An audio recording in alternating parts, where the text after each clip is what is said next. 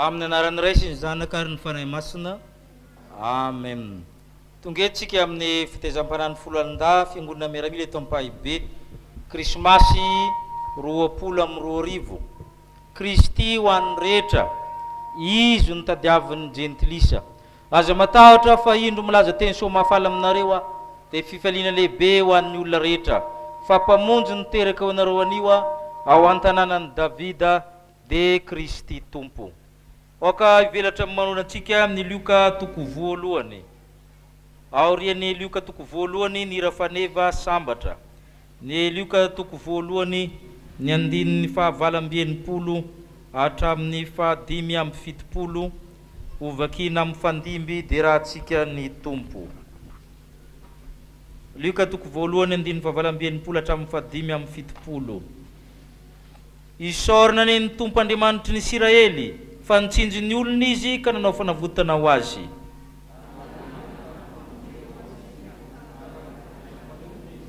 Arak'izay nampilazainy ny mpaminany masina hatramin'ny fahagola.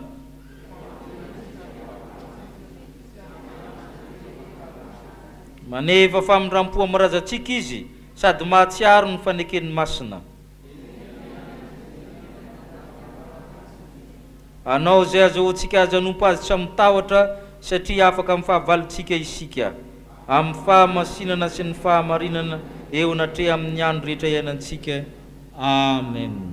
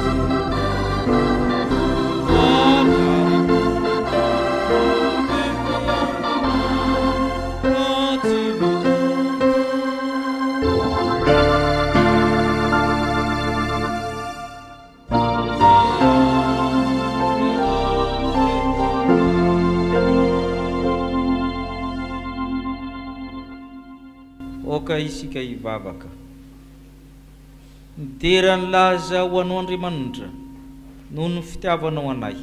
Andriamanitra tsy te irery ianao ka nanomana famonjena ho amin'ny olona hoentinao anan-danitra. Raha lavo n'olombelona amboarinao tsy nijanona tamin'izao ianao fa nikaroka famonjena ka naniraka ny zanakao nidina tetỳ an-tany. Andriamanitra manafaka ny olona amin'ny fahotana. Andriamanitra eo anivon'ny olona Immanuela. Eny izaho amin'ino Andriamanitray.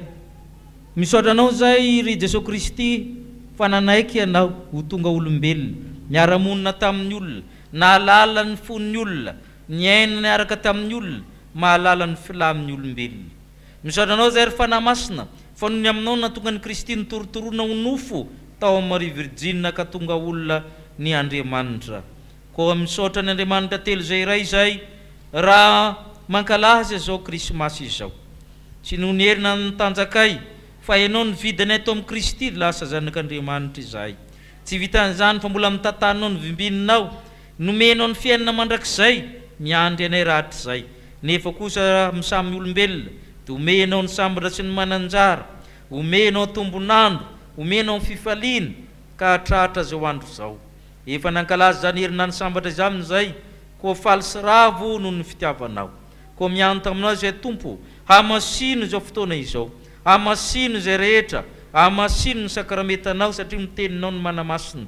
Ka ho anitra kasitrahana sy fanatitra manimpofona eo anatrehanao zay andro krismasy ankalazaina ianao zay ka derany laza anao Andriamanitra ary tsy ho anay aminy ho an'izay rehetra tsy afaka hamonjy zao fotoana izao mba hiaona aminao Kristy izy ka izy mihitsy no teraka fa ianao efa teraka tataponay fa izay dia teraka ao aminao misaotra anao koa izay tompony amin'ny fotoana izao misaotra anao zany amin'ny fampitaovana ny zava-maneno izay nividin'ny fiangonana hankalazana anao koa masinay satokanay mba hiderananao izany ka ampio izay mba anao izany amin'ny fitiavana ary tendry amin'ny feonao Andriamanitra dia ny feon'anjely mba ampianarinao zay dera tsara anao sy ankalazanao amin'izany zava-maneno izany ka tehirizy zany mba vita ny asa anaovana azy ary ny fahasoavanao atafinao anay ka faly zay miombona amin'ny vavaka ny ampianarin'ny Kristy manao hoe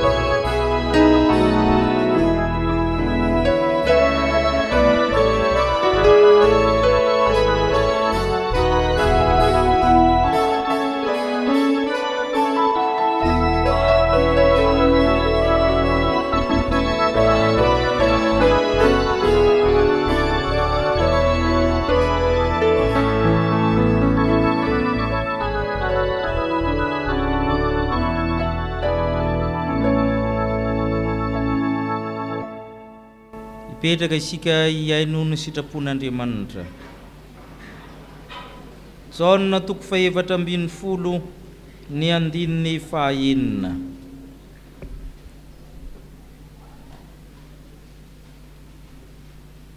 Manana ny didiny tokony tandremantsika Andriamanitra, manana fitsipika tokony arahana izy, ampahana amin'izany ny ao amin'ny Jaona 7:12 ny andininy 9.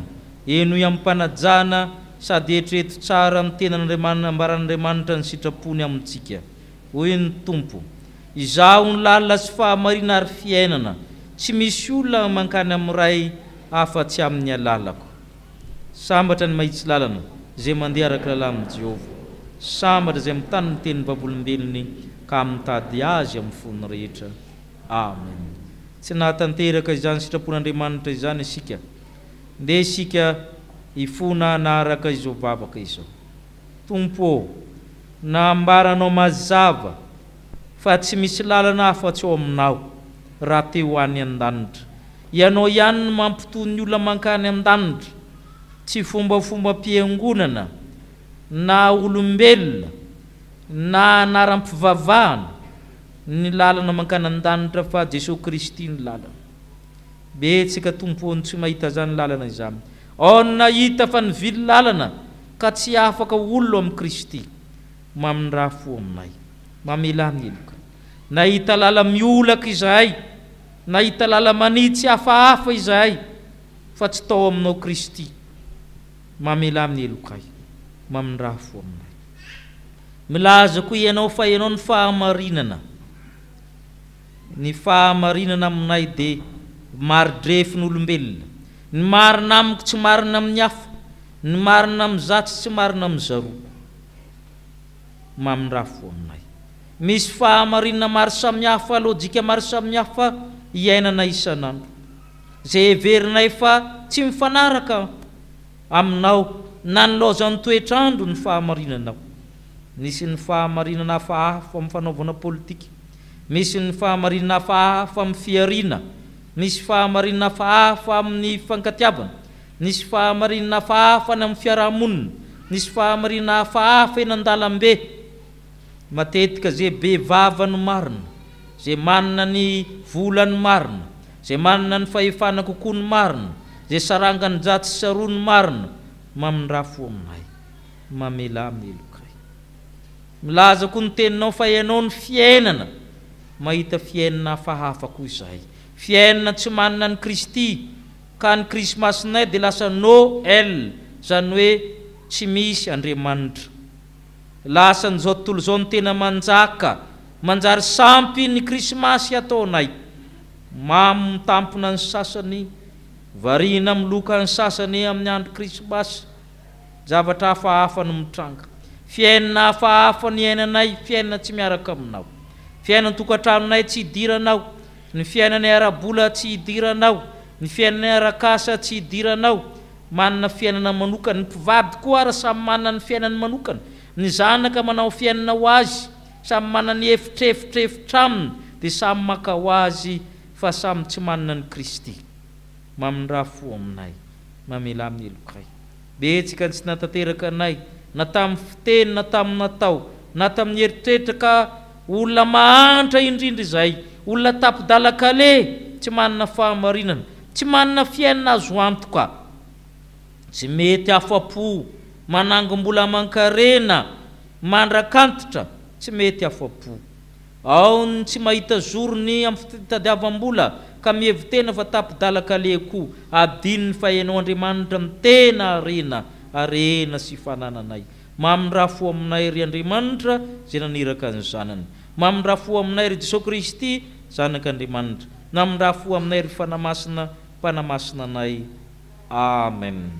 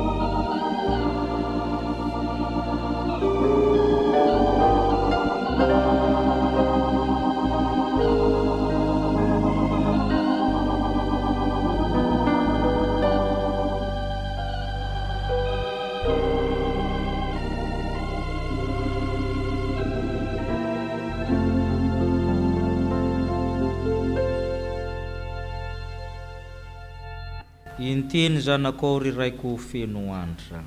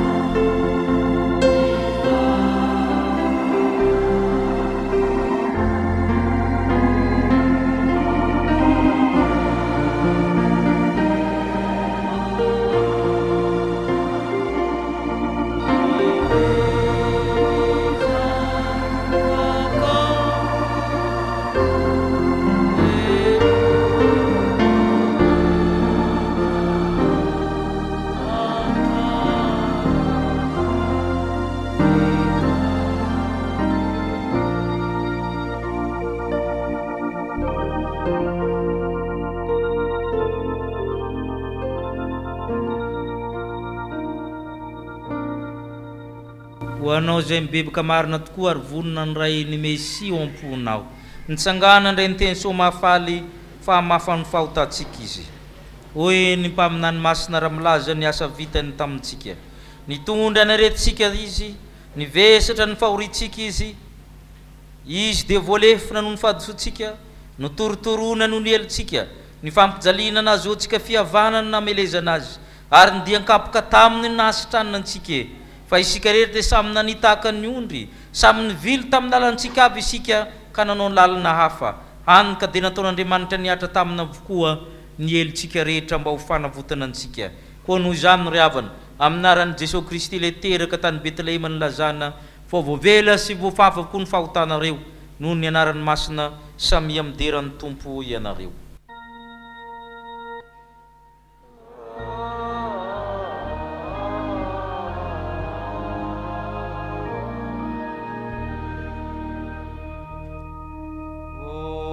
Nahitana amin'ny avo indrindra, ho an'Andriamanitra.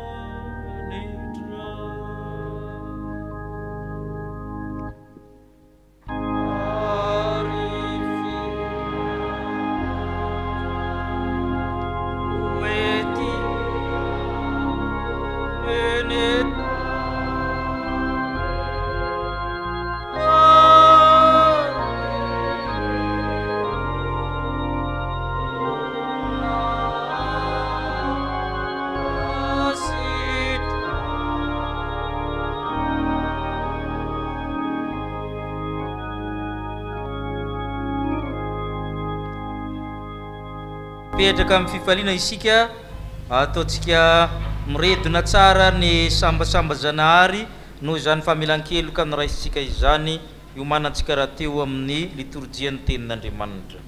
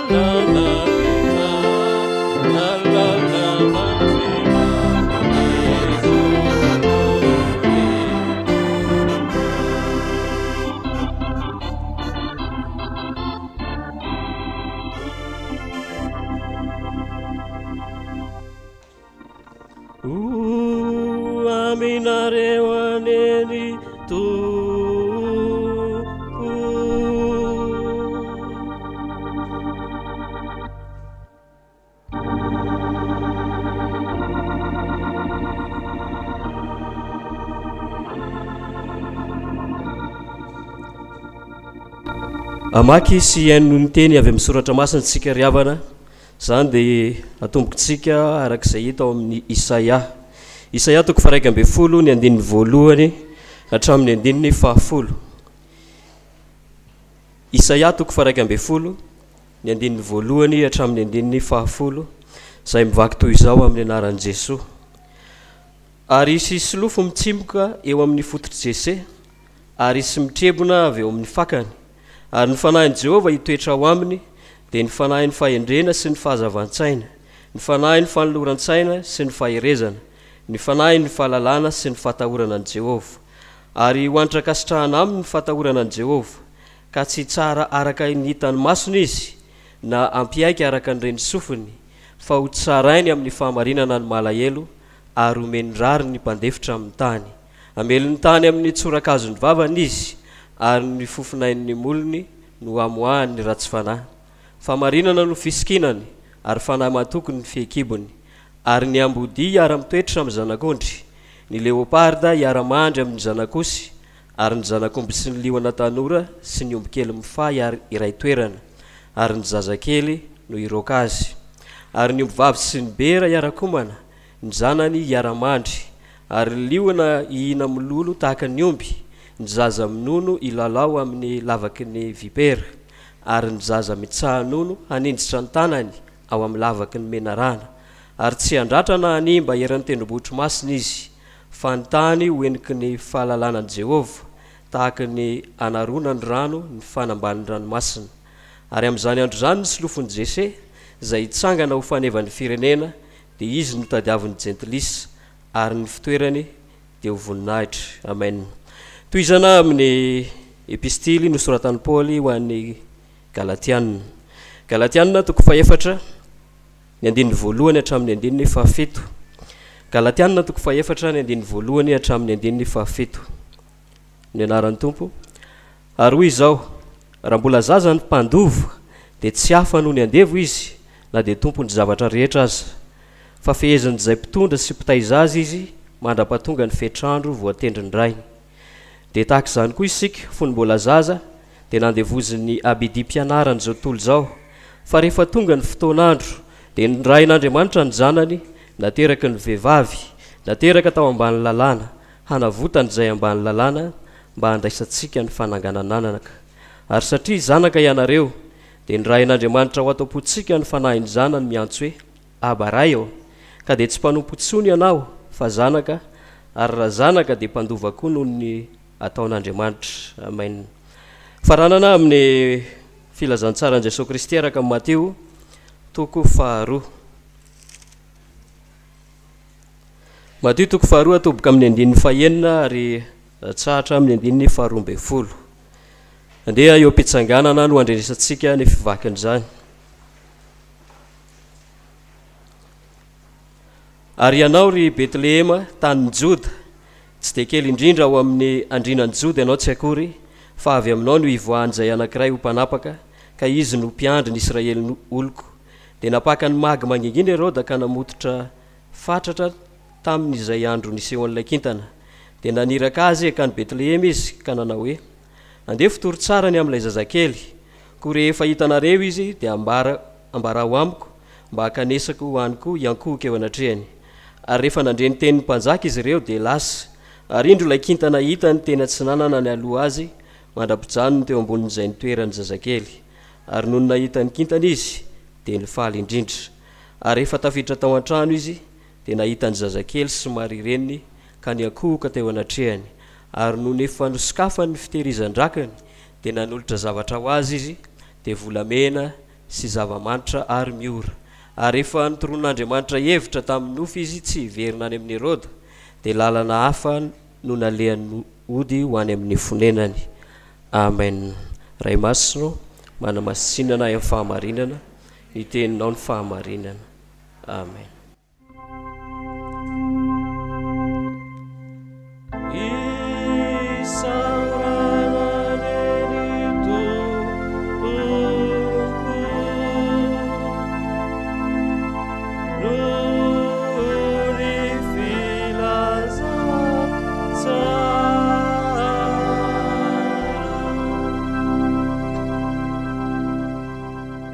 Mibavaka sika riavana.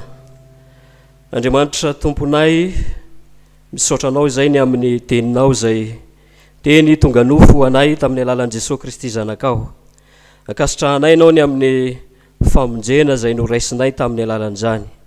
Misaotra ry Jesosy Kristy tomponay, ary ankehitriny izay maniry indrindra indray ny handray ny sitraponao, ko mitenena aminay araka ny fombanao.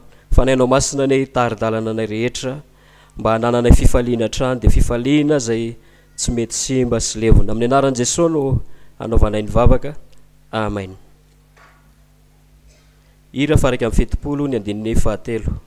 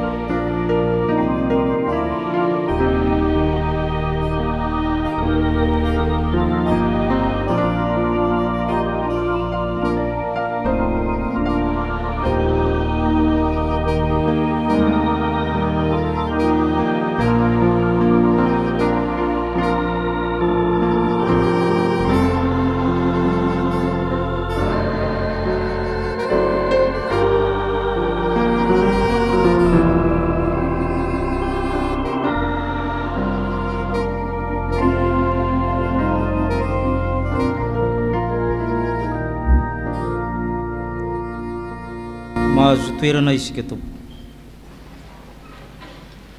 Araba ianareo izay no asoavina ny tompo momba anareo. Zany fiarabananjely zany no iarabanantsika ndray ny afatry ny tenin'Andriamanitra. Isaia toko 1:10.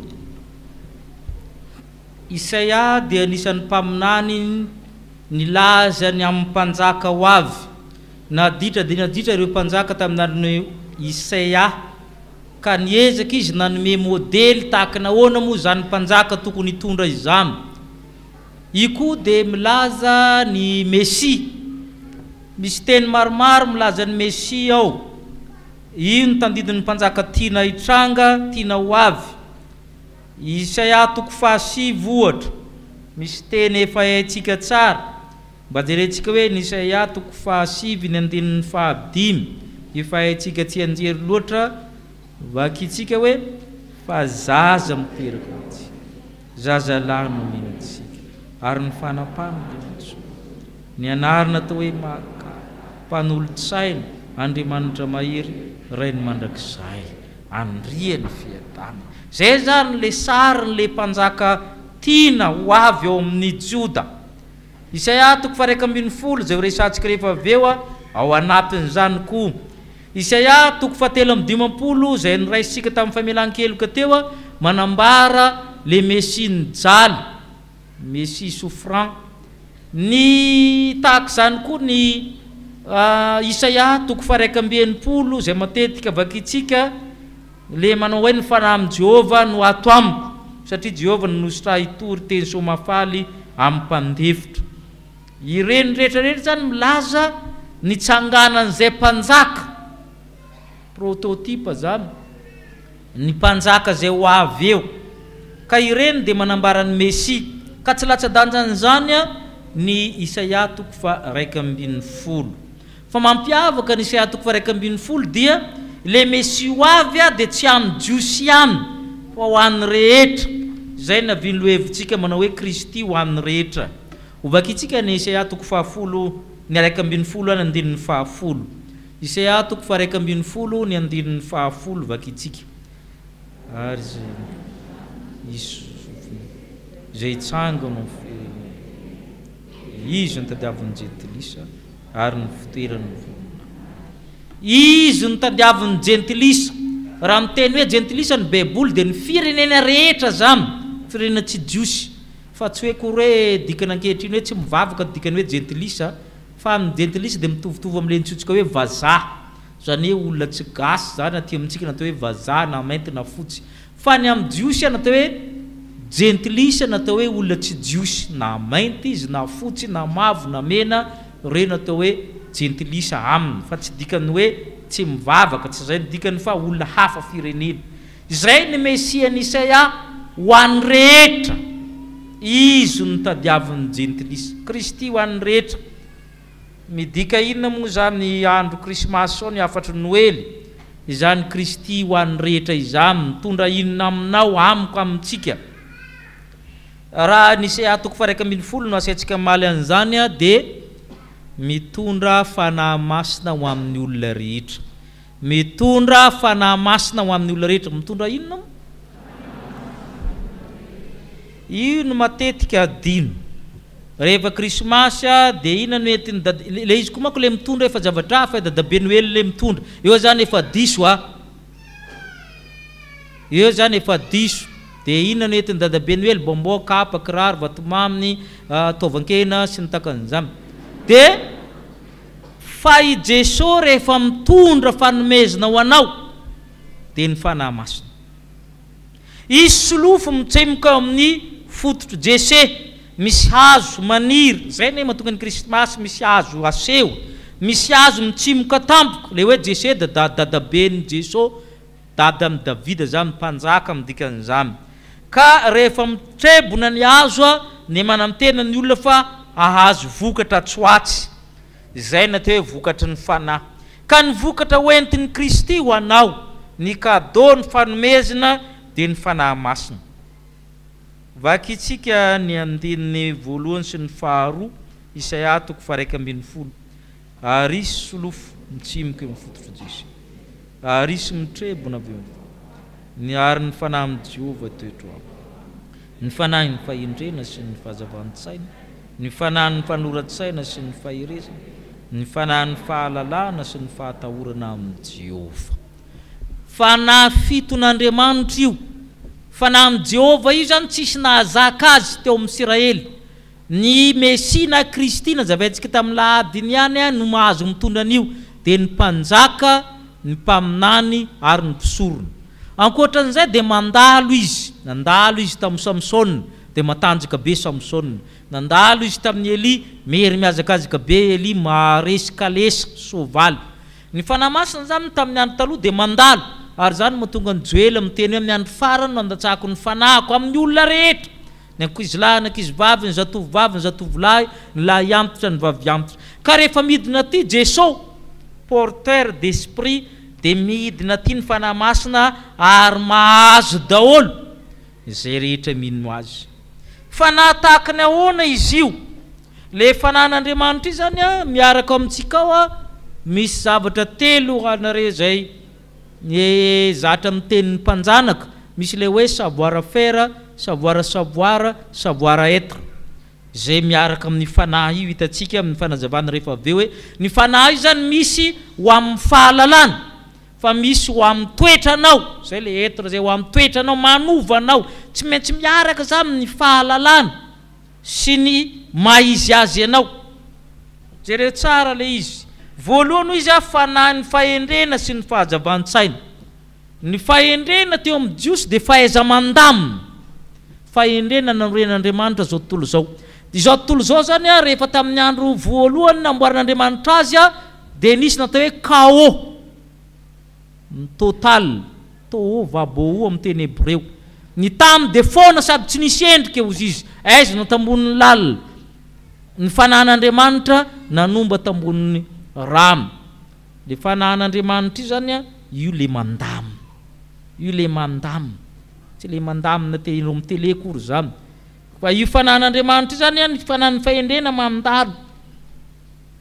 Dia roa amin'ny teny Hebreo zany na pneuma amin'ny teny Grika na zao ny teny hoe rivotra. Dia io zany mandamina. Rehefa nandamin'Andriamanitra nasy ny andro, nasy ny alina, nasy ny tany maina, nasy ny rano, nasy ny abakabaka. Fanahiny fahazavan-tsaina, io le antsoinareo hoe esprit de discernement, mahay manavaka. Io le tao amin'ny Solomona, mahay manavaka ny mahasoa sy ny mahafinaritra, ny marina sy ny tsy marina, ny tena reny sy ny sarisariny reny. Io zany anisan'ny zavatra omen'ny fanahy masina antsika. Ary io dia angatao io fa io no meny Jesosy anao. Zany zanak'Andriamanitra zany dia olona manana fanahy masina, manana ny fanahiny fanavahana ao aminy ao. Mahay mamakafaka izavy ny namanao dia alaharo izy amin'ny tena tianao. Na ny fahendrena tsotra amin'izao tontolo zao ary manao hoe ampafantara ny namanao izy dia lazaiko anao ny toetranao. Fahendrena tsotra zany, fa mainka ny fahendren'ny fanahy masina. Zay zany no omeny anao. Ny manaraka fanahiny fanoran-tsaina, counselor amin'ny teny anglisy, conseiller zany ianao. Io le resahako foana hoe ianao ve mba ilamin'ny olona hevitra, manahirina zany ankizy, tanora, olon-dehibe kristianina zany mbola tsy nilan'ny olona hevitra teo amin'ny fiainana, olom-pona no dikan'izany. Fa ny kristianina dia olona ilan'ny olona hevitra satria manana ny fanahiny fanoran-tsaina. Ary zay mahatonga manahirina mijery vehivavy miantso any amin'ny tele na amin'ny radio hoe le vadiko ato maditra foana tsy mody inona nataoko, ankizy 16 ans mamaly taovan'izao akia. Nga izy efa nanambady sa nanambady 4 taona. Zany nefa no ataonareo.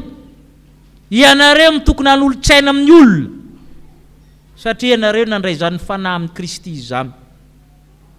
Ary zay ny le anarany vakitsika tamin'ny Isaia 7 teo e. Isaia 7 teo ny vakitsika zany hoe zaza miteraka ho atsika zazalahy no menantsika ny anarany zany onjary full counselor izy anarany hoe magaga mpanolo-tsaina, mighty God, Andriamanitra mahery, Prince of Peace. Zay zany le ao anatin'izy hoe ianao ve nandray ny fanahy. Zay no afatra Noely hoe nitondra cadeau anao fa Kristy. Inona le cadeau isika teo? Fanahy masina. Zay ny entiny. Fanahy ny faherezana, mighty io fa strength. Io zany mahatonga anao ahery amin'ny zavatra rehetra. Fa tsy nomena Andriamanitra fanahy osa isika fa fanahy mahery mahatonga anao hiatrika ny fiainana, tsy ho kivy, amindeha anao tsy reraka, hiazakazaka anao tsy ho sasatra, elitry ny akaranao tahaka ny any voromahery. Ka tsy tokony hifezaka ianao amin'ny fiainanao, amin'ny fiainany tokantraminao, amin'ny olana mahazo anao, fa fanahy mahery antsoa izy hiaraka aminao. Izay le fanahy mahery.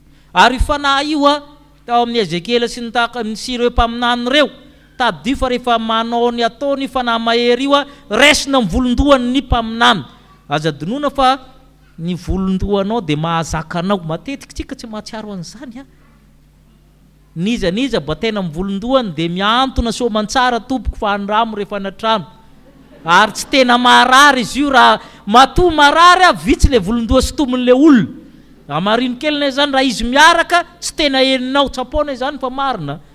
Notanian'ireo équilibriste reo fa haindrareo zany.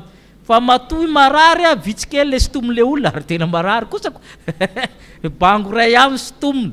Fa raha bango tokana io mahazaka anao io volondohanao io. Samy fanehoan'ny fanahy masina amin'ny heriny. Rehefa mandray anao izy amin'ny tanany ka harovany ianao. Fanahy fahalalana. Ile hoe knowledge izy nareo connaissance. Izany zanak'Andriamanitra zany mahay. Rehefa mianatra tsy diplôma io fa mahiratra be ny sainy. Avy miaraka aminao izy mifindra tsikelikely mankany aminy fahaizanao. Zay mahatonga amin'ny tena aza dia mba miaraka amin'olona bady noho ianao foana isan'andro. Fa findrany abadony ianao. Fa miarah amin'olona mahay kokoa noho ianao dia findrany fahaizany ianao. Raha mahay mahandro ny olona miaraka aminao mba mitony masikita varavaratsy ny hainao. Fa ny kristiana zany mora mahay zavatra satria manana fanahy fahalalana izy. Fanahy fahalalana anana. Tsy sarotra ampianarina, tsy resaka diplôma fa resaka fahaiza-manao omen'Andriamanitra izany. Tadidio fa nareo mahafantatra tsara fa ny savant dia tsy olona be diplôma. Fa anotaniny diplôma ny Einstein zany sy ny sisa. Anotaniny diplôma ny Archimède zany anotanio. Fa azon'Andriamanitra omenanao io raha tena mandray ny Kristy ianao. Fanahy ny fahendrena. Davida dia miteny hoe endry noho ny mpampianatra ahy. Rehefa mianatra zany dia ataovy izay oaranao ny mpampianatra. Amin'ny zavatra ianaranao io. Farafaratsy nanao endry noho izy na tsy mahay noho izy. Ary nareo tokony ho endry noho ny pasitera. Tsy angano ny tanan'izay endry noho pasitera. Sandray aveo. Zao ny mahatonga nareo ho endry noho pasitera nareo misy mampianatra. Roa fanahy masina mampianatra nareo dia aveo pasitera.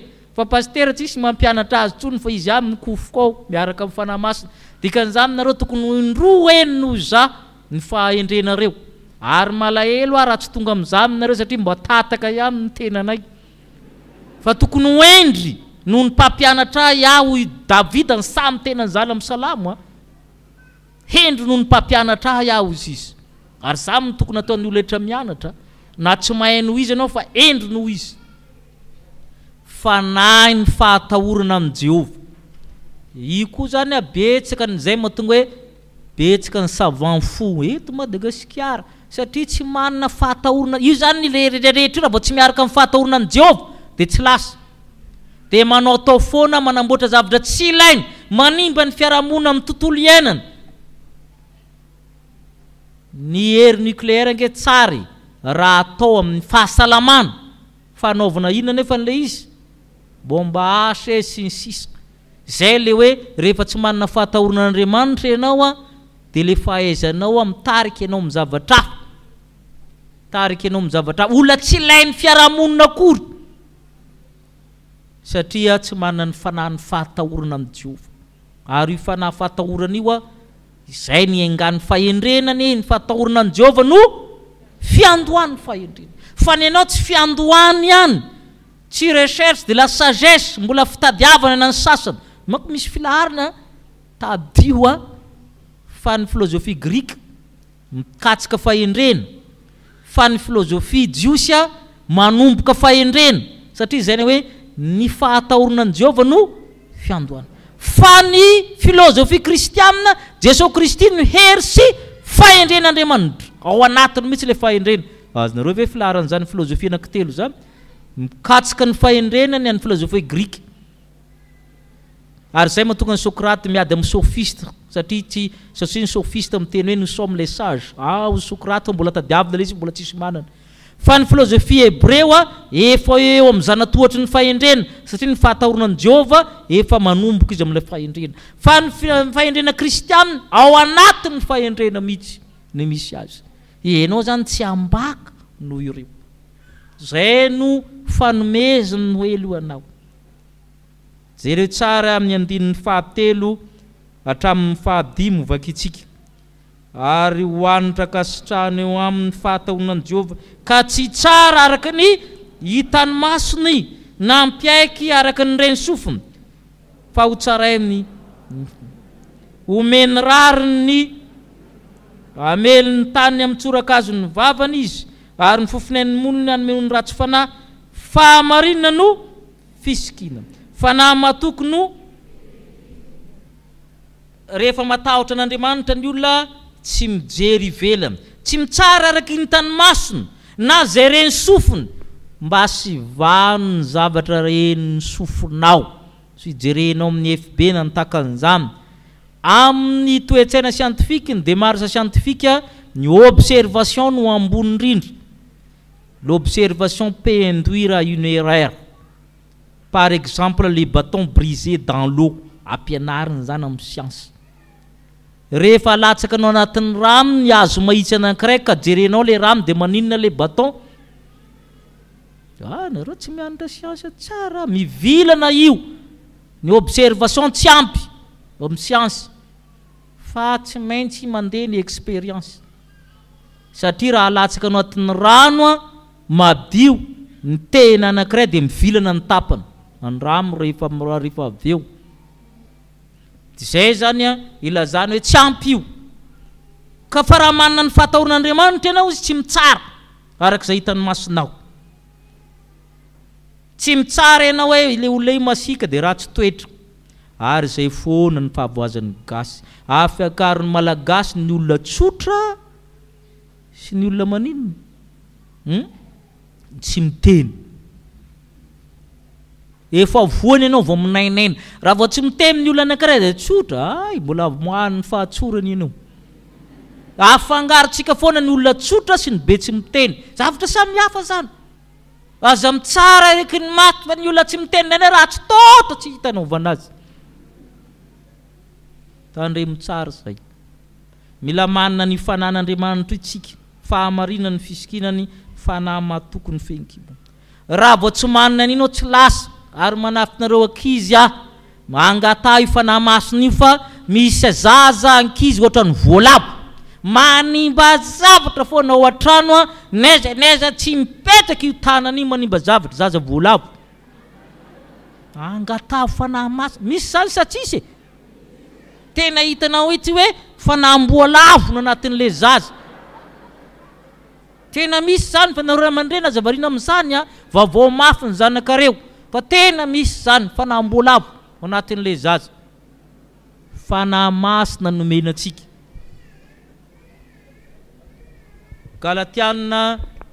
Galatianina toko fahaefatra. Galatianina toko fahaefatra. Vakitsika ny andininy voalohany hatramin'ny fahafito izy rehetra zany. Ary za raha mbola zaza ny mpandova dia tsy hafa no namdevo izy na dia ka feheziny fotoana sy fitaizaza mandra fotoana. Dia tahaka izany koa isika fony mbola zaza dia nandevoziny ampidia mpianarany zao tontolo izao rehefa tonga ny fotoana ny ranondrimanitra azy nateraka ny nateraka to ambany lalàna anavotana zay ambany lalàna ka andresantsika ny fanangarana ary satria zanaka ianareo dia ny ran'Andriamanitra ho ampotsika ny fanan'ny zanany miantso hoe abaray io koa dia tsy mpanompontsony ianao fa zanaka ary raha zanaka dia mpandova. misy fotoana ianao voazanaka hoy Paoly feheziny atao hoe pédagogue. Ny pédagogue zany andevo mpitondra zaza mianatra, manao répétiteur koa izy. Misy fotoana ianao andevoziny abdi mpianarana zao tontolo zao tabidiry havana, fa betsika ny mampianatra antsika na ny zanantsika, ny arabe mampianatra, ny fiarahamonina mampianatra, ny mpitaingena tamboho mampianatra, any ampianarana mampianatra rahateo, aty amin'ny fiangonana mampianatra. Itsika ne matoy Jesosy miteny hoe mpianatra dia marina zay. Mianatra, misy zavatra ampianarana na ny arabe na amin'ny tele na ny eny aman-jery, zay le abdi mpampianarana zao tontolo zao. Za zao tsy nampianatra ny zanako mandihy mihitsy, fa ry zalahy dia mahay mandihy ohatr'izay, fa za tsy nampianatra an'izany. Misy mampianatra ny zanakao fa aza variny, misy abdi mpianarana hita amin'izao tontolo zao, ny any arabe na ny namana amin'ina mampianatra. Ka rehefa tonga Kristy ozy izy, aza vela ho andevony reny ianao, asory zay ratsy amin'ilay fampianarana, fa ianao nomena ny fanahy ny zanaka natsangana. Zay le izy zay. Fanahy ny zanaka natsangana, zay nomenanao. Azonao miantsin'Andriamanitra hoe abaray eo, hoy ianao amin'Andriamanitra. Ka tsy amdevo-javatra intsony ianao, aza vela isy zavatra anamdevo anao, fa fanahy ny fahafahana anao aminao ao, fanahy ny zanak'Andriamanitra anao aminao ao. Aza vela ho amdevo-javatra maro samihafa ny fanahinao. Ina le fanomezana voalohany entin'ny Kristy teo? Fanahy masina. Amin'ny endriny fito omenanao feno. Fa ny faharoa dia izao, mitondra fiadanana ho an'ny olona rehetra izy. Mitondra fiadanana ho an'ny olona rehetra izy rehefa mitondra fanahy masina. Isaia 2:20, andininy fahaenina hatramin'ny fahasivy, andininy fahaenina hatramin'ny fahasivy ovakitsika ary ny ambody iara-mitoetra, ary ny leoparda iara-mandra amin'anao, ary ny zanakombo sy ny ona tanora, ary zazakely ny roko azy, ary ny ombambavy sy ny bera iara-ponina, ny zanany iara-manda, ary ny lona iny amin'ny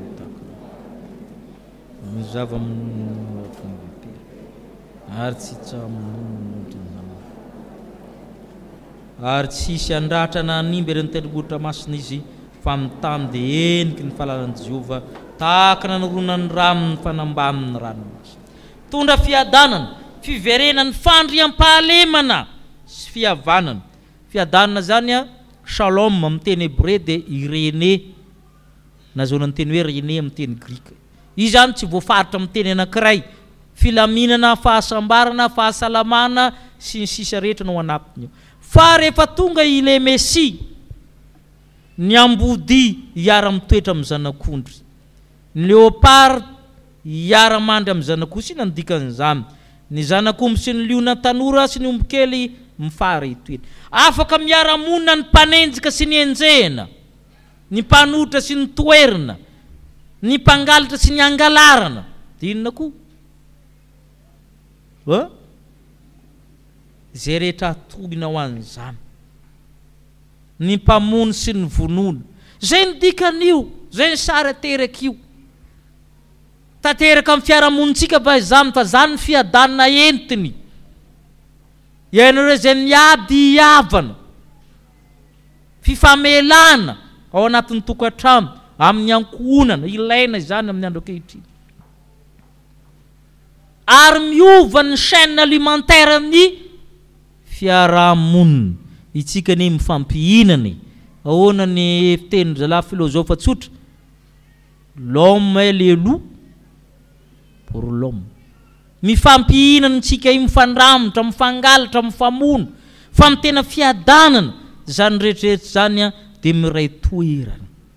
Zazakely no mandamina miroka, manana anjara.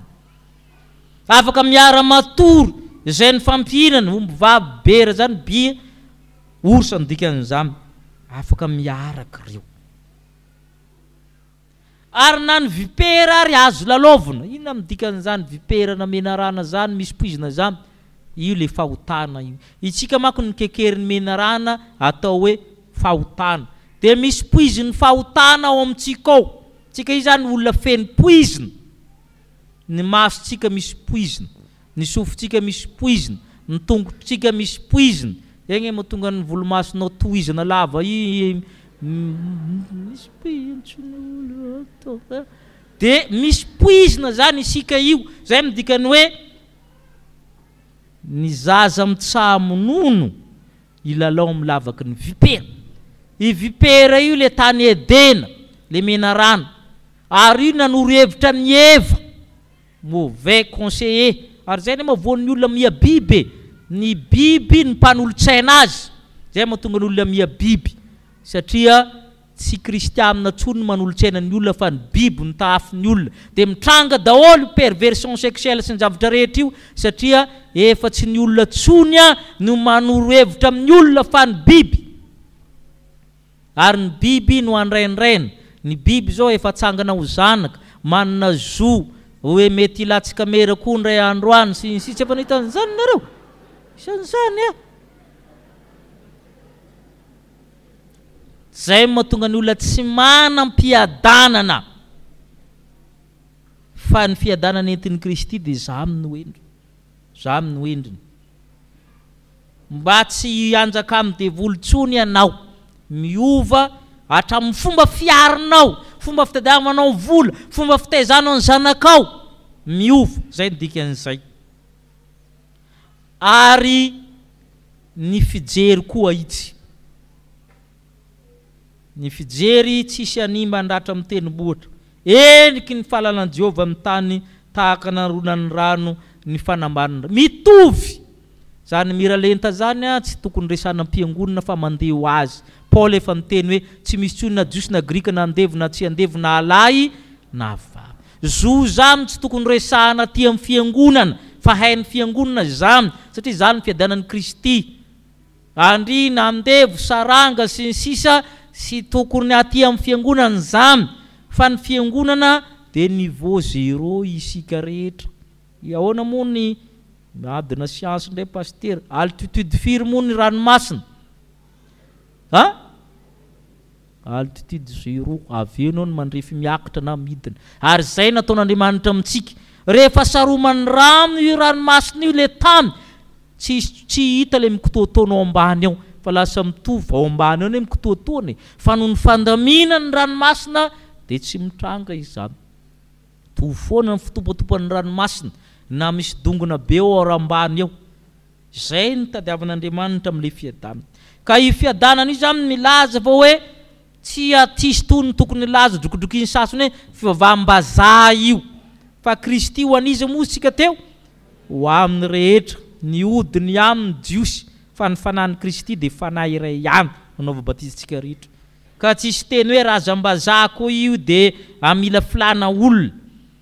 De fiavahana foko sy ny takan'izany ny voizina. Fa ny tamy de eniky ny fahalalana ny Jehova. Ary zay ny tsy tao amagy tao amin'ny Herode, mba namaky beboly ihany, mba nanafitra soratra masina ihany Herode, nanontany mpisorona hoe aiza moa naterahany Mesia, Matitoko 2. Natorony-drareo any Betlehema ne itiry mpanjaka e. Fa maninona izy? Tsy nanam-piadanana, nangorohoro Jerusalema, satria tsy madio am-po. Ahoana ny soratra masina? Sambatra ny madio am-po, fa izy no. Zay mahatonga ny Herode na nieritreritra farany nanao complot na plot amin'ny teny anglisy, tsy nahita ny Jesosy satria tsy madio am-fo. Aninona moa ny kileny ndraiky izy? Aninona ny Jesosy zaza? Amono. Fa ny magy ny madio fo. Faly indrindra izy ireo satria madio fo. Tariny kitana satria madio fo.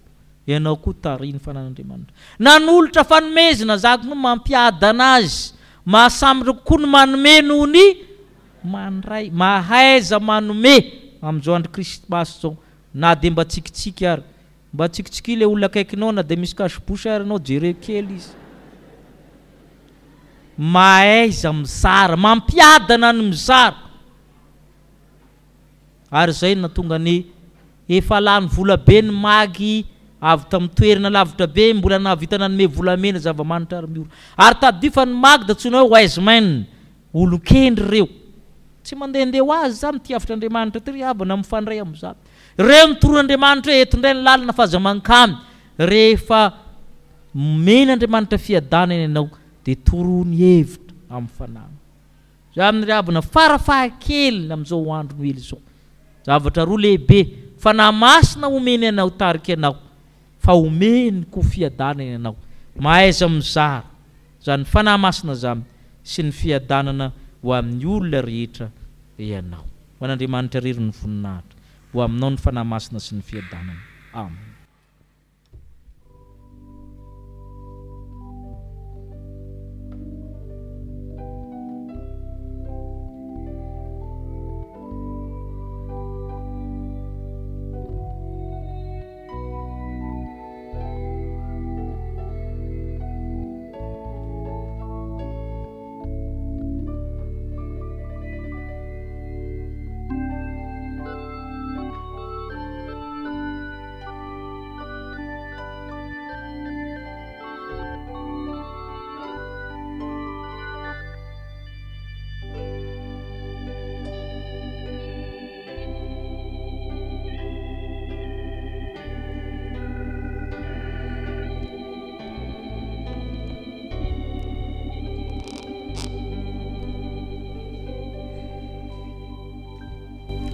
Andeha iombona amin'ny vavaka fangatana isika ry havako.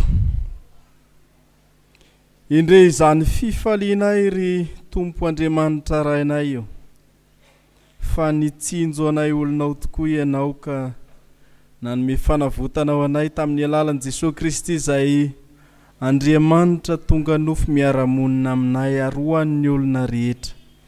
Ny fahatongavany tety amin'izao tontolo izao no nitondrana ny fanahy masina ho an'ny olona rehetra ihany koa.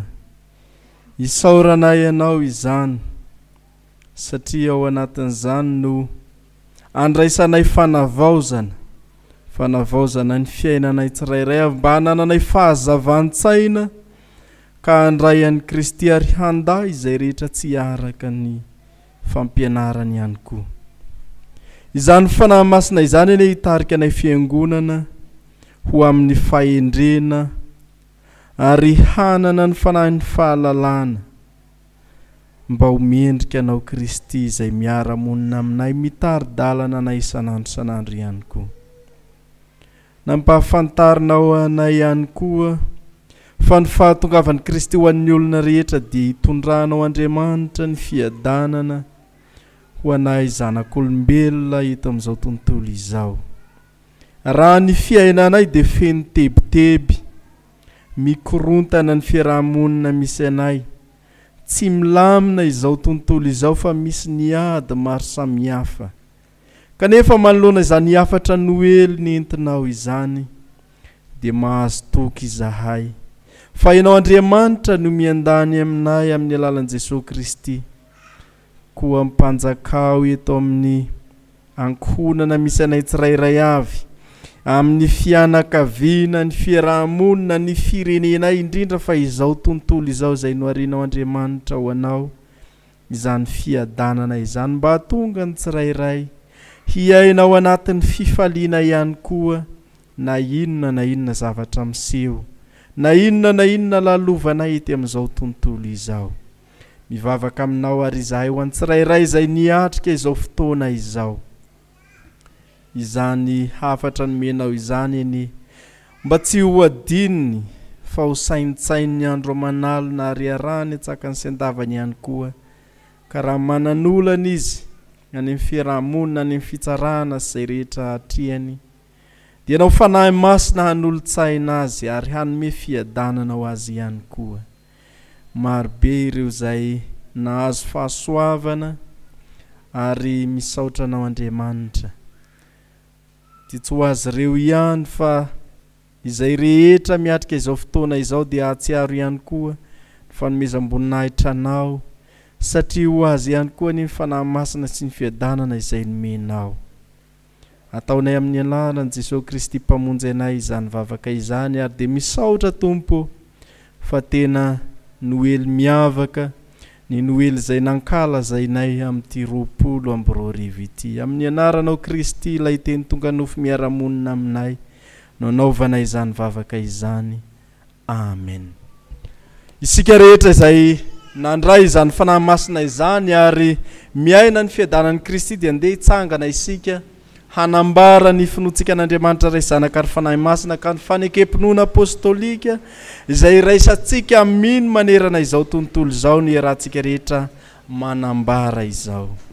Mino an'Andriamanitra ray sy tompanao lanitra sy ny tany ary mino an Jesosy Kristy zanan'ilay tokana tompontsika izay nitorotorona tamin'ny fanahy masina nateraka Maria Virginy nijaly ranapaka Ponty Pilato nomboina tamin'ny hazo fijaliana maty ka naleva nidina tany amin'ny fiainatsita nitsangana tamin'ny maty tamin'ny andro fahatelo niakatra ho any an-danitra mipetraka fan'Andriamanitra ray sy to avy any avy tsara mivelona sy ny maty.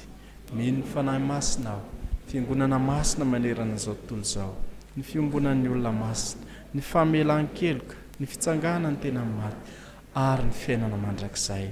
Amen. Mahazo toerany anareo ry havako.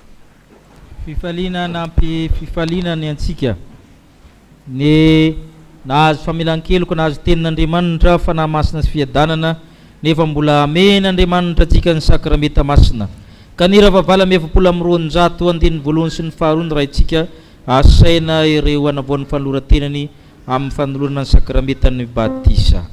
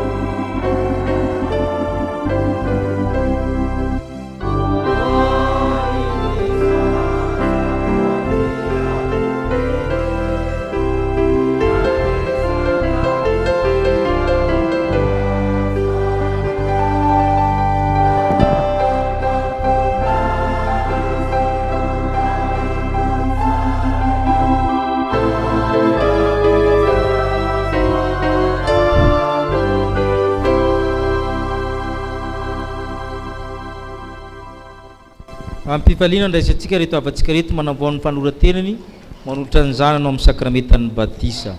Eno iarany tenin'ny soratra masina norenan'ny fiangonana izao sakramenta masina izao. Ony tompo efa nomenay ny fahefana rehetra nandanitra izay tiany tamy ko mandehana ianareo dia atao mpianatra ny firena rehetra manao batisa azy ho amin'ny arany ray sy ny zanaka ary ny fanahy masina sady mampianatra azy tandrona izay rehetra nandiko anareo ary iny zamomare mandrakariva ambara-pahatonga ny fataperan'izao tontolo izao ary oroko ny fanekeko amiko saminao mba amin'ny taranaka mandimby anao hatramin'ny taranaka fara mandimby mba ho fanekena mandrakizay mba ho Andriamanitra sy ny taranako mandimby anao ary ianao kosa dia ho zanako fa isika rehetra dia samy nandray ny fanahy ny zanaka natsangana zay miara manao amintsika hoe abaray io fa ianareo rehetra dia zanak'Andriamanitra amin'ny finoanan'i Kristy Jesosy fa na izy ianareo natao batisa ho an'i Kristy dia mitafy an'i Kristy tsy misy tsona jiosy na grika na andevina tsy andevina alahy na vavy fa iray aminy ianareo ao amin'ny Kristy Jesosy. Amen. Noho izany miteny tompo izany ry havy dia mangataka ianareo hitodika avy hatrany amin'ny fiangonana haneo ny fanekenareo amin'izany sakramenta izany. Manolotra ny zanakay ho an'Andriamanitra raintsika izahay ekenay ny joro amin'ny teny na amin'ny asa ho mpanompon'Andriamanitra mahatoky mba hahatonga anay ho fianarana ho an'ny zanakay amin'ny androm-piainanay rehetra. Ekenay ny hanatanterahany fiangonana amin'ny zanakay ny fitaizana rehetra araka ny filazany tsara tokony atao aminy ho fitombony amin'ny fahalalana izao fahasoavan-dehibe raisiny amin'ny mpian'Andriamanitra izao sy anekeny an'i Jesosy tompo mba hahazoany hery andavany asa amin'ny satana rehetra. Vonona ny vavaka ho azy sy ampianatra azy hivavaka ka ampiditra azy mpianatra sekoly alahady izahay ekenay nampianatra azy miantony izao fanaovam-batisa izao ary ezahanay ny taona azy ho mpandray ny fanasany tompo ny herin'Andriamanitra ny ankinanay hatanterahana izany rehetra izany. Amen. Tadiry havana falefanekena ataonareo dia mampandositra n'le devoly hiala ho akaiky ny zanakareo zay nanonan'io mafy hitsangana ary isika angataka ny fanahy masina ho amin'izany.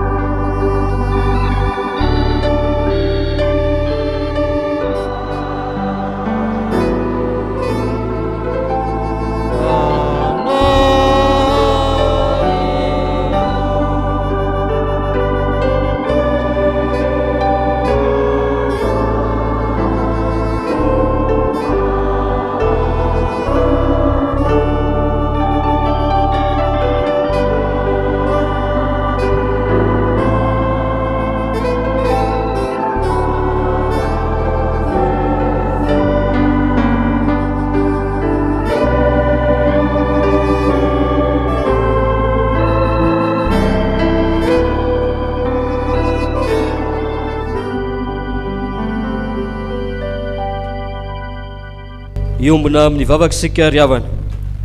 Andriamanitra rainay eo ty dia ty anay tokoa ianao ary ny fitiavanao dia meloma mandrakariva ny fitiavanay ianao. Tsaronay zao ny didin'i Jesosy Kristy tomponay sy ny teny fampanantenana nomeny tamin'ny nanorenany sakramentany batisa. Koa mitalao aminao izay ray eo manatre anay aoka ny fanainao masina anome hery ny asa tanterahanay eto ampanaovana zao batisa zao. Rano mamelombelona ny zavaboary ity ary manasa ny loton'ny nofo rehetra mba ho famantarana ny fanadiovana anay ho amin'ny fiainana vaovao amin'ny Kristy ene zao. Reto zaza atao batisy reto ane ho voaray mandrakizay ao amin'ny fanekenao ampitafiny zanakao izy ary ampiraiso fendrika aminy noho ny asa ny fanainao masina mitarika azy isan'andro isan'andro amin'ny voninahitra ao mandrakizay. Faly misaotra anay koa zay Andriamanitra fa tanteraka ny fanindreto ray aman-dreny reto miombonay ianao amin'ny Jesosy Kristy ny zanany ka isan'ny vahoaka ny fanjakan'Andriamanitra. Ny angatanay fiangonana dia nitirizanao reto zaza reto eo ambany fahasoavanao ka mba hampaharitra azy hatramin'ny farany amin'ny fivavahana aminao. Ampio ny ray aman-dreny sy ny mpiantoka mba hazony manatanteraka ny fanekena nataony teo anatrehanao.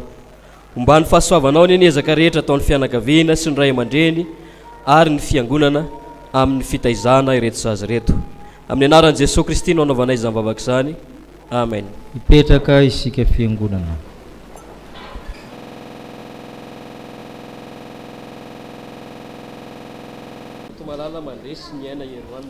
Raha kotomalala mandresy ny aina eroanina.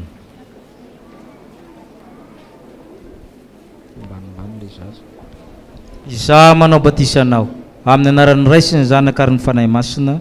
Amen.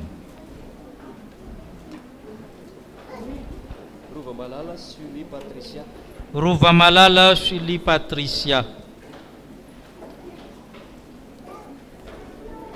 Izaho manao batisanao amin'ny anaran'ny Ray sy ny Zanaka ary ny Fanahy Masina. Amen.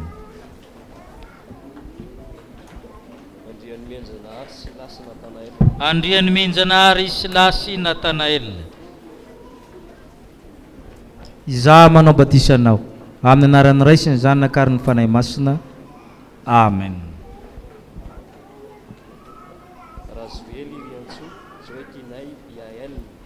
Razueli Rientsu Joy Tinay Yael. Izaho manao batisanao amin'ny anaran'ny Ray sy ny Zanaka ary ny Fanahy Masina. Amen.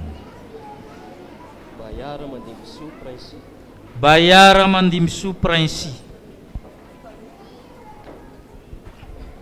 Izaho manao batisanao amin'ny anaran'ny Ray sy ny Zanaka ary ny Fanahy Masina. Amen.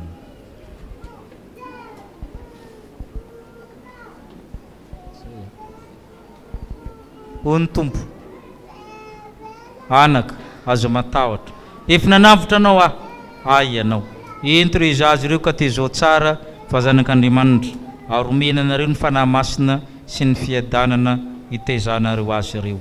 Amen.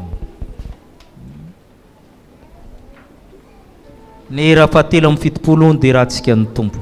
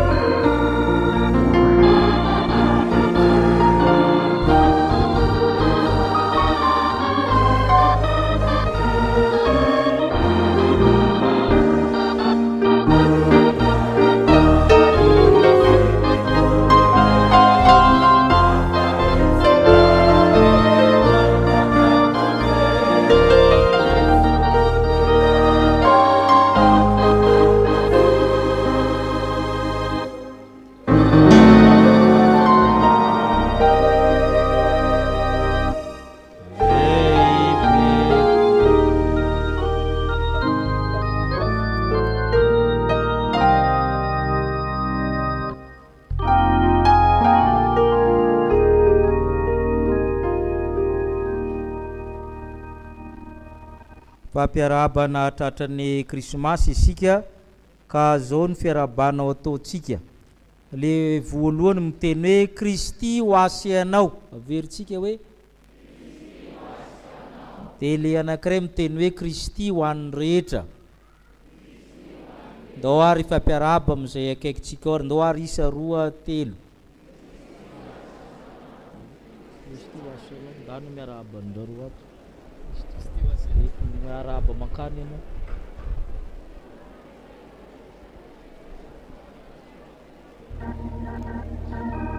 Ianareo ambony ao mba alefasy manakonhoako aty aminay ny fiarabana isa roa telo.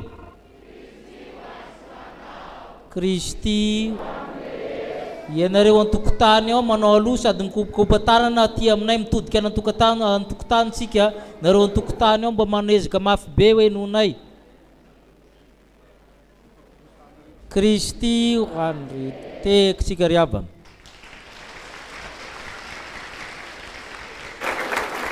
misaotra ny tompontsika afaka nankalaza zao Krismasy zao aza donona fa betsaka ny firenena tsy afaka mankalaza an'izany fa itsika no afaka mankalaza an'izany na zany ary arana ny fepetra ara-pahasalamana zany araka ny ntsika tamin'ny vavaka teo misy zava-maneno orga tonga ao ambony ao misaotra ny bureau ny fiangonana mikarakara izany io moa asa mitohy io amin'ny bureau ny fiangonana mifandimby ny asa mitohy foana tsika fiangonana tsy ampianarana continuité de service zany ka de tonga zany orga io efa tety andro tamin'ny andro taloha zany tonga izy zao ka sitsika tehako an'Andriamanitra aloha ngamba enitsika le feony teo saripady izy io sady lafo be olona iray ihany no mahazo mikitika an'io hatramin'izao ary lahady ihany no mandeha mbola ho avy ny fepetra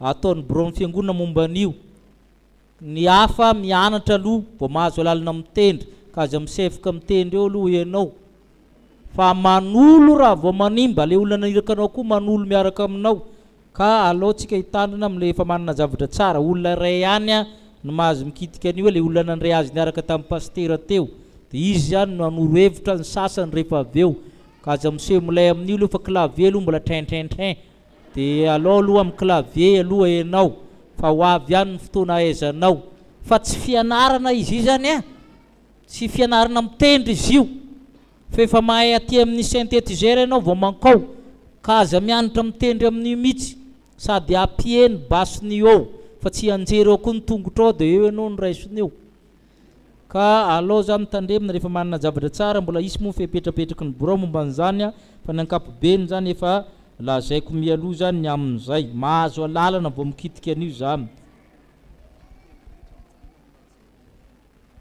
amin'ny lahady ho avy ery zany hijanona ny teknisy amina rehetra sy ny mpitendry tahaka ny fanaontsika taona de isa taona de andahatra le fitendrena zany nareo tahaka le mazatra manao le tour zany de angatahana teneny ny havana rehetra mpitendry sy ny teknisy amina amin'ny lahady ho avy nareo nandamina ny fitendrena raiky amby 20 manomboka amin'ny janoary zany de mba iangavinareo tonga iangaviana koa zay rehetra te hitendry na mbola hianatra hitendry ho avy koa zany anolotra amin'ny talenta no amin'ny tompo fa de amin'ny alahady ho avy zany zareo nanao ny fandaminana na ny vao mianatra mitendry zany na ny efa mahay na ny tenany isy ny fizaran-drarany amin'izany misaotra ny sampana rehetra ny fandimby ny amin'ny herinandro sambatra misaotra nareo satria sarotra nanomana ny reny noho ny fahamena sy ny enjikenjika maro samihafa de asika tehaka mafy be ho an'izay efa nahavitany anjara de raha riva moa tsika raha riva miaraka amin'izy sekoly alahady amin'ny firy ny fotoana amin'ny telo fa ny sekoly alahady mazava ho azy tonga alohan'izany ny sekoly alahady sy ny mpampianatra fa de raha rivotra amintsika miaraka amin'ny sekoly alahady manasa ny filohan'ny fiangonana isika nanjara fitenenana ho antsika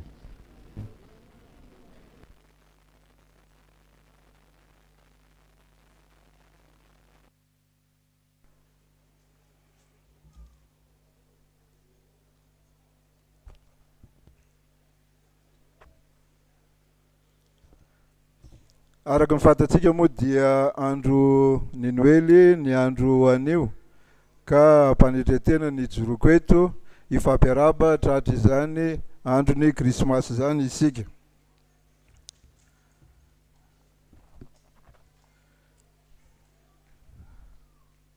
ny tenin'Andriamanitra indramiko ifampiarabantsika de ny hita ao amin'ny Lioka 2 ny andininy fasivy ka hatramin'ny faraiky amby folo zay mivaky toy izao amin'ny anaran'ny Tompo ary nisy anjelon'ny Tompo nitsangana teo anilany ary nivoninahitry ny Tompo na nielatelatra manodidina azy ka raiky taotra indrindra izy ary hoy ny anjely taminy aza matahotra fa indro milaza teny somafaly aminareo aho dia fifaliana lehibe ho an'ny olona rehetra fampamonjy niteraka ho anareo aneo an-tanànan'i Davida dia Kristy Tompo. Araka izany tenin'ny soratra masina zany nariavana dia ny krismasy dia fifaliana lehibe ho antsika zay voavonjy koa amin'ny anaran'ny birao fiangonana ny Ray aman-dreny mpitandrina amin'ny anarantsika mianakavy ny fampiarabana tratry ny krismasy ny andro anio ny fiadanan'Andriamanitra ny zay mafoaka ny fahasalamana ny fahombiazana tanteraka na eo amin'ny asa na eo amin'ny ankonana ho amintsika rehetra ny amin'izany dia anankina ny fomampanantsika sy ny fiainantsika amin'Andriamanitra isika dia ho tanteraka amintsika izany rehetra zany. Somary manamafy kely ngamba akoatr'izay ny amin'ny nazahoantsika n'ilay fitaovana araka ny voalaza ny Ray aman-dreny mpitandrina teo dia nazahoantsika ny orga. Marina ny teny pasteur fa ny birao ny fandimby no nazahoantsika an'io ka mitondra misaorana manokana amin'ny président général Rakotojavy Dominique zay filoha birao teo aloha nanana ny eritreritra anomentsika zay orga zay volantsika fiangonana no nividianana zany ka dia teka mafy be ho an'Andriamanitra teka ho an'ny général Rakotojavy Dominique misaotra indrindra président. Izay riavana fa dia mirary krismasy sambatra tsika ho antsika mianakavy ary engany ka ho tratran'ny faran'ny taona indray dia ianoko amin'ny taona vaovao 2024. Misaotra indrindra tompoko voninahitra ho an'Andriamanitra ireriany.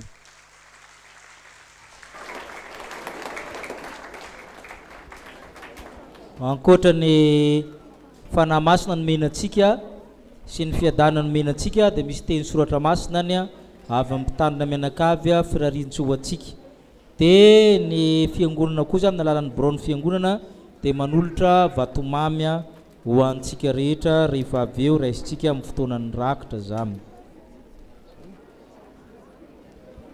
Iroso amin'ny rakitra risika eo ny dekona manao ny fandaminana nareo tokopira afaka mira ao anatin'izany.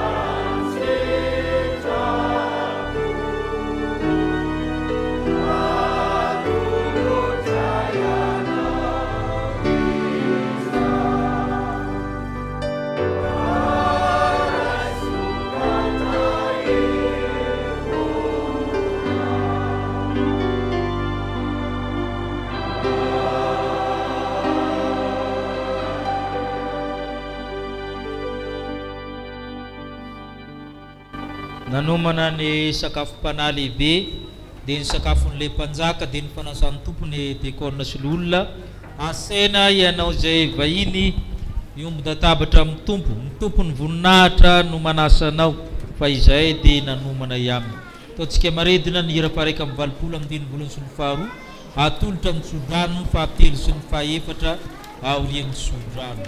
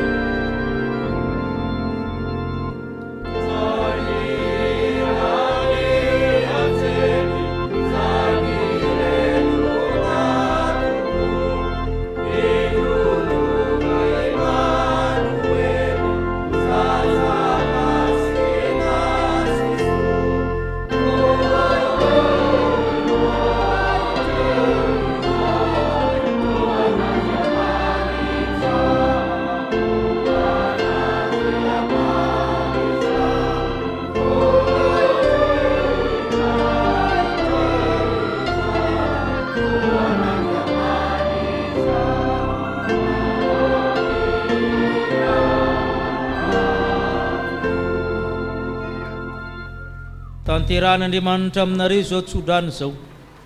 Andriamanitry ny fiadanane izay mitondra ny rahan'ny famelan-keloka mandrakizay dia Jesosy Kristy le mpiandro ondro mahagaga an'olo-tsaina an'olo-pahendrena anareo anome ny fanana aminareo anome nareo ny fiadanana hotahino raha mandeha hotahino raha mitoetra hotahina ny aronareo sy ny vilaminareo hotahina nateraky ny kibonareo hotahina raha antsaha hotahina reo an-tanàna. Amen.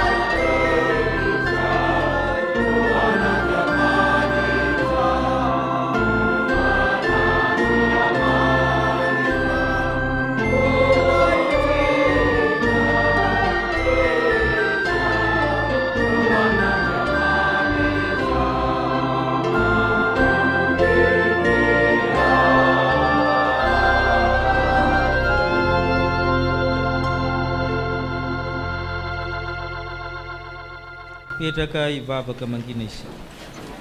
Kristy ho amin'ny rehetra, Kristy ho asianao. Izy ny tadiavin'ny jentilisa. Voninahitra na amin'ny avondrina ho an'Andriamanitra ary fiedanana ety ambony tany amin'ny olona ankasitrahany. Ho an'Andriamanitra ireny ny voninahitra amin'ny anaran'ny Ray sy ny Zanaka ary ny Fanahy. ny razantsika nihinany mana tanany efitra araka ny voasoratra hoe mofo avy tanan-danitra nomena azy hohanina. Dia ho Jesosy taminy lazaiko aminareo marina dia marina tokoa, tsy Mosesy no nanomenareo mofo avy tanan-danitra, fa ny raiko no manomenareo ny tena mofo avy anan-danitra. Fa ny mofo n'Andriamanitra dia ilay midina avy anan-danitra ka manome fiainana ho an'izao tontolo izao. Izany fiainana omeny zanak'Andriamanitra izany dia aseho amin'ny alalan'ny reto famantarana hita maso reto, mba azontsika tsapaitana sianantsika ny fanatrehan'i Kristy. Ko asan-drato amin'ny tompo ny fonareo. Mety sy mahavonjy ary tokony ataonay oviana tompo ny midera sy mankalaza anao noho ny aminao Kristy, tompony tompo Andriamanitra avy amin'ny Andriamanitra, nateraka fa tsy natao, miray amin'ny zavatra rehetra, ary nitorotoroana olombelona nefa tao amin'ny Maria Virgine. Feno fiderana anao anan-danitra noho izany fahagagana lehibe izany, ny famonjena vitanao, ny amin'ny kerobima sy ny serafim rakotry ny elany, ny arikanjely, ny anjely tsy ombialin'alina, ireo izay nihira tany Betlehema satria fiainana mandrakizay dia fananany anjely. Ireo koa mideranao anan-danitra ka mba te iombona amin'ny feon'anjely ny feonay, ka entiny fanahy masina neza ny feo izany iobo manao hoe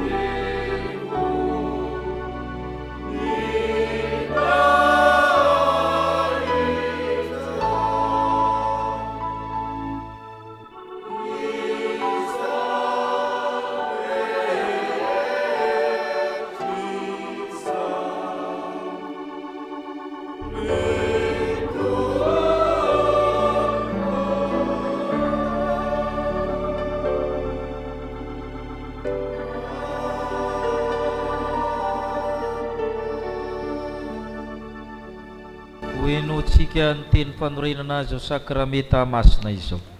Fa i Jesosy tompo tamin'ny alina izay namadiana azy dia nandray ny mofo, ary rehefa nisaotra izy dia nivakiny ka hoy izy, raiso hoano ity ny tenako izay omena ho anareo, izao no ataovy ho fahatserovanahy.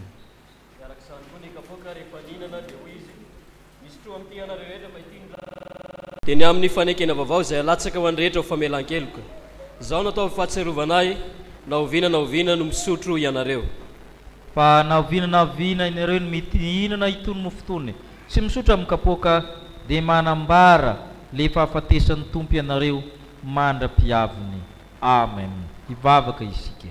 Tsaronay dia tsaronay tompo, ny anjely niseho tamin'ny Josefa, Gabriela niseho tamin'ny Maria, Elizabeta sy Zakaria, Jaona mpanao batisa, ny mpiandriondry ny magy Heroda mpanjaka, ny finanambilon'ny Betlehema zay efa tandindony azy fijaliana dia ny Kalvaria avy hatramin'izany.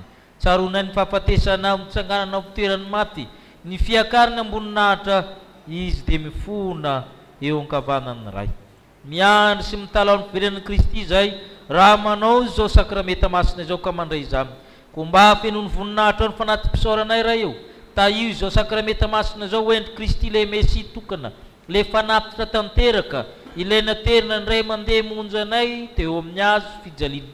Ry tompo ren'Andranitra, omeo anay ny fanahinao, le fanahy ny fahamarinana omeo anay, ny fanahy amin'ny Jehova, fanahy ny fanzavan-tsaina sy ny fahendrena, fanahy ny fanoran-tsaina sy ny faherezana, fanahy ny fahalalana sy ny fahatahorana amin'ny Jehova. Izany fanahy izany omeo anay tompo, fanahy amin'ny Kristy, mba hatsarovanay tafaray marina tokoa na amin'ny nofo amandramin'i Kristy rehefa miombona amin'ny mofo sy divay izay. Ko miantanao izay ry fanahy, le fanahy manamasina, mahary mamelona, amasino ny mofo manambara amin'ny tenan'i Kristy, amasino torak'izay amin'ny divay manambara ny ranon'i Kristy. Fa ny ao Andriamanitra kosa taminterahanao ny amin'ny tenin'ny zanako amin'ny lalanao, satria amin'ny alalan'i Kristy sy miaraka amin'ny Kristy ary ao amin'ny Kristy no anoratana ny zavatra rehetra ho voninahitra ao Andriamanitra iray zanaka fanahy masina. Amen. Ny mofo izay novakitsika dia firaisana amin'ny tenan Jesosy Kristy izay novakina ho antsika, satria iray ihany ny mofo ka isika rehetra na dia maro aza dia tena iray ihany ary samy miara mandray amin'izany mofo iray izany avokoa. Ny kapoaka ny fisaorana izay isaorantsika dia firaisana amin'ny rano Jesosy Kristy tompontsika dia ny rano fanekena vaovao izay nalatsany ho antsika. Hoe ny soratra masina, andeha isika angany Betlehema izany zavatra voatonga izany zay nampahafatary ny tompo antsika. Andeha fifapotra tokoa zao ny zavatra rehetra. Amen. Ipetraka isika ampizaran'ny mofo sy ny kapoaka.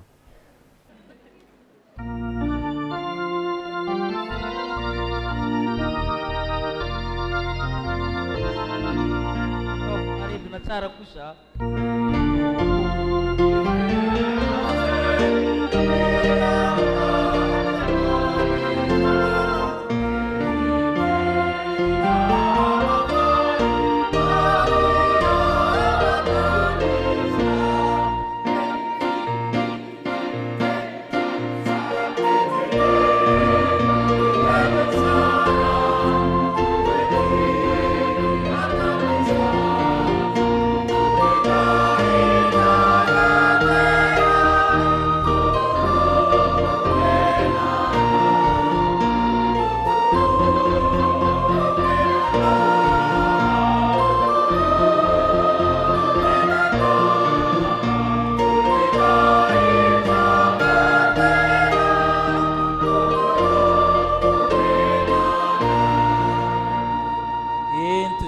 Ka zareo mirehefa nandray amin'ny tompo Mesy, nandray ny fanahy masina sy ny fiadanany. Amen.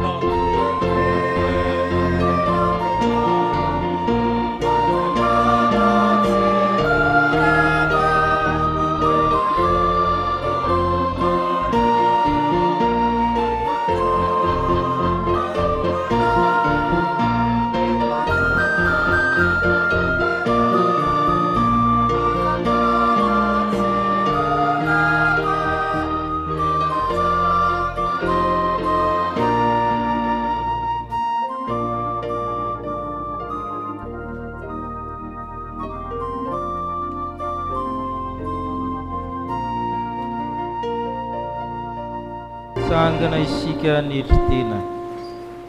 Ianao zay marina lasa tsy marina mba hahatonga anay ho marina. Ianao zay masina lasa tsy masina hanamasina anay. Misaotra Tompo noho ny fidinanao tetỳ amin'ny tany nahatonga anay tafakatra nan-danitra. Ka manitry teny izay raha andray izao sakramenta masina izao.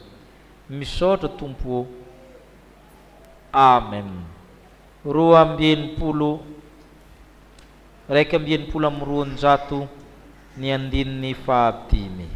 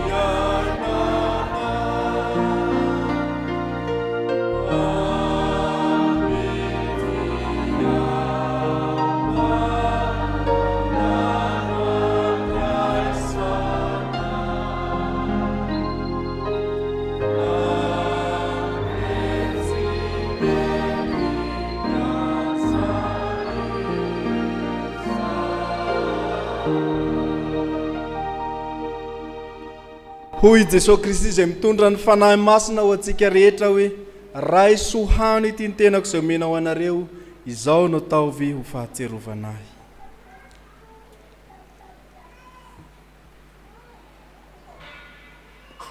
Eto no nanoloranao anay mofonaina rano velona.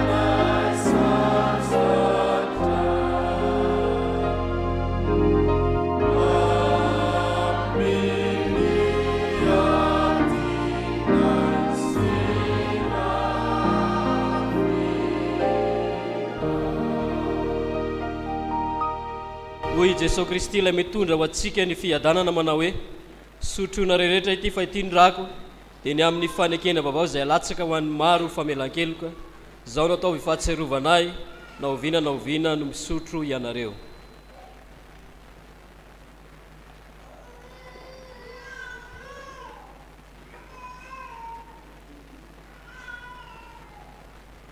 Misaotra anao zay tompo pepinandray arak'izay mety izo sakramenta masina izao. Nisaotra anao zay tompo satria navelanao ny elokay, nomenao ny sakramety zay, nisitranonao ny aretinay, navotanao sidina nandavaka ny fanahinay, menao famindram-posy fiantrano zay, voky ny soa ampoko ny tsara.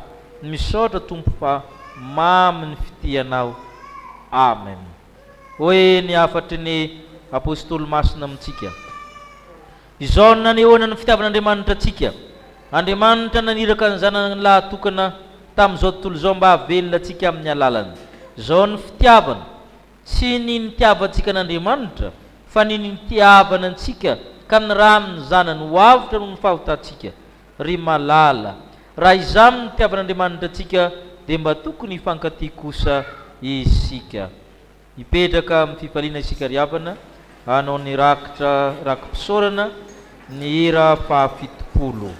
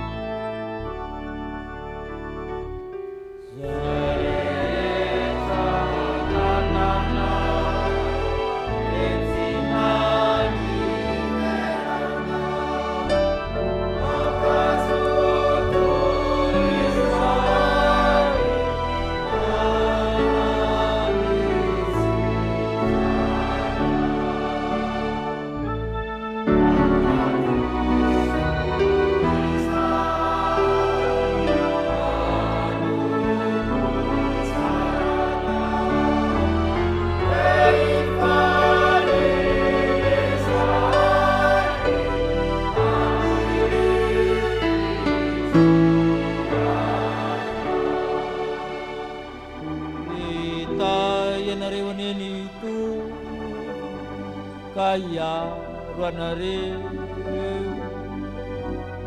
mpamirapirira mitavina aminareo eny ito ka hiantra anareo nanatra mitavina aminareo eny ito ka hanome anareo fiadanana.